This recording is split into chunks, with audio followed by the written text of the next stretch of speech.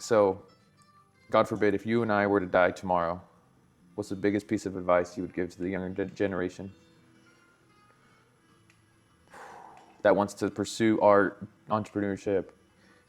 You know, just get out there. Persistence. If it's something you're passionate about, don't give up. On every subject in the world that I can think of, the people who are the best, we tend to think that they're just exceptional savants or whatever.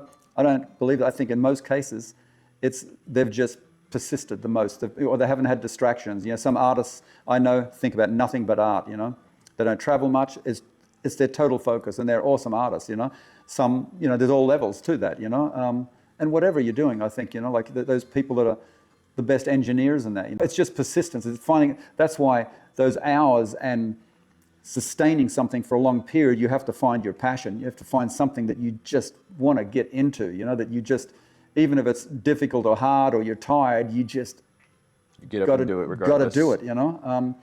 And I think, you know, when you're tired, you take a break or you take time off, but get back to it. I mean, if that's your thing. The hard part is identifying what that is for each individual, you know.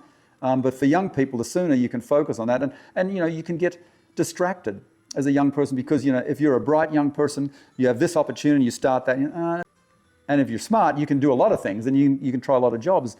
So you get very distracted. So I think, and a lot of times if you persist a little bit longer with something you thought was it, you know, getting over that tough part, you know, like when you learn something new, sometimes it can be really difficult and you're struggling and you think, I just don't have the aptitude for this. Yeah.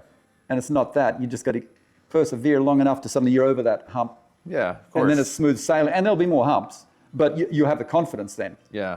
You know? And I think that's the big thing, yeah, for a young person now, is just to pursue your dreams, you know? And it's not easy.